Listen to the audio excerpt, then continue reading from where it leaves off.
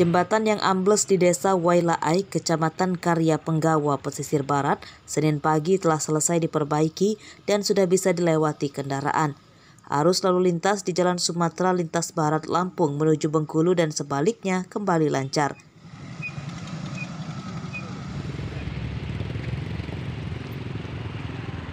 Para pengemudi diminta berhati-hati karena jembatan yang diperbaiki licin karena terdapat sisa material tanah.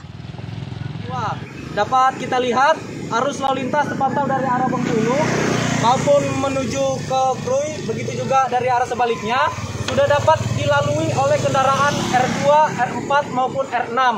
Namun tetap dihimbau kepada masyarakat pengguna jalan untuk tetap berhati-hati karena jalanan yang sedikit licin karena adanya sisa-sisa timbunan material. Arus lalu lintas Jalan Sumatera Lintas Barat sempat lumpuh hampir selama 24 jam akibat jembatan di Desa Wailaai, Pesisir Barat ambles. Antrian kendaraan tujuan Bengkulu mengular hingga lebih dari 1 km. Para pengemudi sempat menginap di pinggir jalan. Jam 12 tadi. 12 tadi ya? Iya. Udah lama ya? Iya, udah lama. Rencana kalau belum selesai mau tidur di mana, Bang? Ya paling nggak di sini, nunggu kita selesai dulu, kan. Gitu ya? Iya. Di emperan apa gitu ya? Iya. Sama siapa, ke keluarga apa berdua? Keluarga. Sama keluarga. Bencana di pesisir barat terjadi pada Minggu pagi. Selain jembatan ambles, bencana dampak hujan yang lama itu mengakibatkan longsor di permukiman dan menimbun Jalan Sumatera Lintas Barat. Sebuah minibus tertimbun longsor dan 3 orang dari satu keluarga meninggal akibat tertimbun longsor. Rosandi melaporkan dari pesisir barat.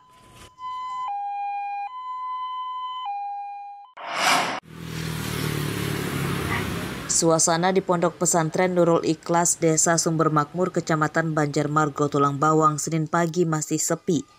Ini setelah ratusan santri mendadak serentak meninggalkan pesantren sejak Sabtu malam lalu. Para santri dari berbagai daerah di Lampung dan Sumatera Selatan meminta dijemput pulang keluarganya.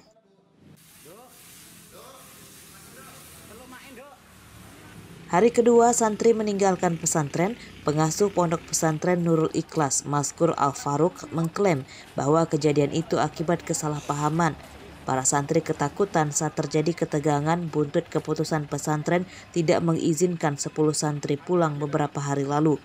Jadi wali-wali santri yang dari rawat itu lebih kurang 50 orang membawa sepeda motor, mengendarai motor, ingin menjemput anaknya. Sebelumnya saya sudah klarifikasi, saya sampaikan kepada pengurus pondok, tidak ada yang izin. Maka ketika wali santri minta izin, itu tidak dilayani oleh pengurus-pengurus pondok. Dengan dasar, memang kami tidak mengizinkan santri pulang, kecuali yang tugas. Akhirnya, karena mungkin merasa sudah jauh-jauh dari rawat itu, kemudian anaknya tiap hari ya hampir telepon, ingin dijemput sama orang tuanya, akhirnya semacam ada kejam seperti tadi. Sehingga menyebabkan, ya mungkin saya tadi juga tidak ada, ya mungkin agak ada suasana yang agak memanas sedikit lah antara izin dan minta izin dan tidak izin. Kemudian datanglah polisi karena sudah lama. Nah, ketika datang polisi, ternyata anak-anak yang di dalam ini ketakutan semuanya. Ketakutan. Ini infonya juga nanti bisa ditanya ke wali-wali santri ini yang pada pulang itu semuanya. Ketakutan semua. Akhirnya telepon, Pak, di pondok ada polisi, di pondok ada polisi. Akhirnya terjadilah tadi malam itu hiruk-pikuk dan yang luar biasa. Pengasuh Pondok Pesantren Nurul Ikhlas telah menghubungi keluarga para santri. Ditargetkan paling lambat hari ini, para santri yang meninggalkan pesantren dipastikan kembali ke pondok pesantren untuk mengikuti pembelajaran seperti biasanya. Mustaqim melaporkan dari Tulang Bawang.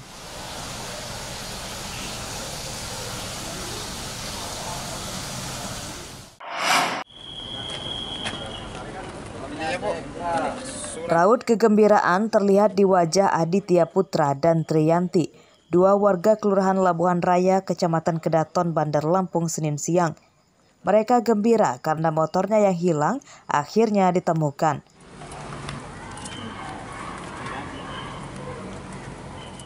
Polisi mengembalikan motor ke pemiliknya secara gratis. Polisi hanya meminta pemiliknya menunjukkan surat-surat kendaraan berupa STNK dan BPKB. Setelah ditemukan ya berganti warna.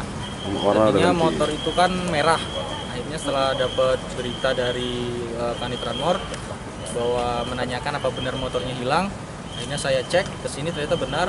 Cuman setelah dicek ternyata ini di Scotland, jadi warna putih, ya bukan warna merah lagi. Kontaknya dijebol apa gimana? Kontak dijebol. Motor Aditya dan Triyanti digasak oleh komplotan pencuri pada dini hari beberapa waktu lalu. Selama di tangan pencuri, motor keduanya diubah warnanya dengan stiker.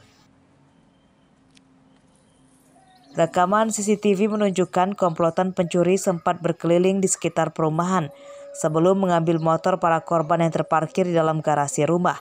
Mereka masuk setelah merusak kunci gembok pagar dan menjebol kunci stang motor menggunakan kunci T.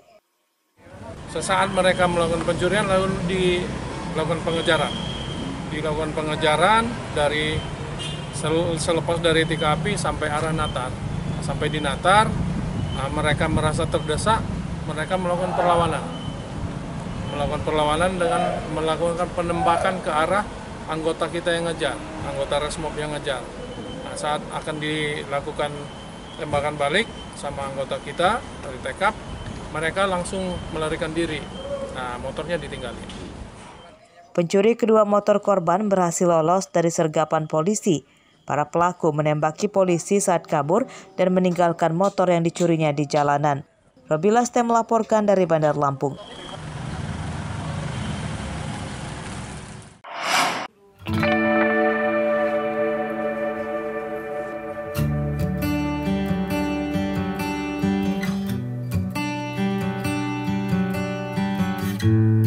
Sebagai salah satu upaya mengurangi dampak pewarna kain berbahan kimia terhadap lingkungan, sejumlah perajin UMKM di Lampung mulai melirik penggunaan pewarna alami dari daun dan bunga. Teknik ini dikenal sebagai ekoprint.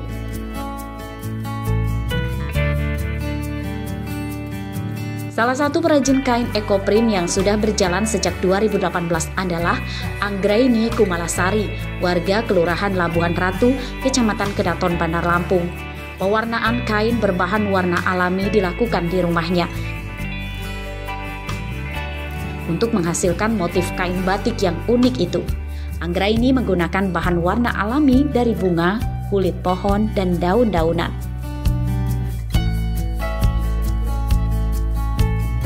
Proses pewarnaan diawali menyiapkan kain yang akan dicetak. Setelah itu, daun dan bunga diposisikan secara estetik di atas kain. Butuh ketekunan dan cita rasa seni pada proses ini.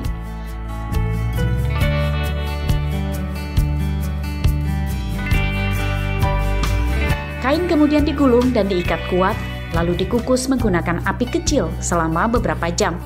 Proses pewarnaan hingga kain bisa dipakai memakan waktu hingga 10 hari, dan hal itulah yang menyebabkan harga kain sangat tinggi. Kain dengan pewarna alami dijual Rp50.000 hingga Rp1.000.000 per meter tergantung jenis kainnya. Ekoprint ini produk dengan segmentasi market tertentu ya Pak ya. Satu, karena proses pembuatannya cukup rumit, kemudian bahan bakunya juga susah didapat, sehingga menimbulkan harga jual yang lumayan tinggi. Prosesnya 10 hari Pak, sebelum bisa kami gantung dan kami pasarkan seperti ini. Jadi biasanya karena harganya cukup tinggi, maka kita menyasar ke kelas menengah. Anggraini memberdayakan emak-emak di sekitar rumahnya sebagai pekerja.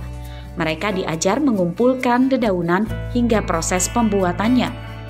Kain berbahan warna alami memiliki beberapa kelemahan, seperti warna yang kurang terang dan sangat mengandalkan cuaca agar hasilnya lebih baik. Jeffrey Arifin melaporkan dari Bandar Lampung.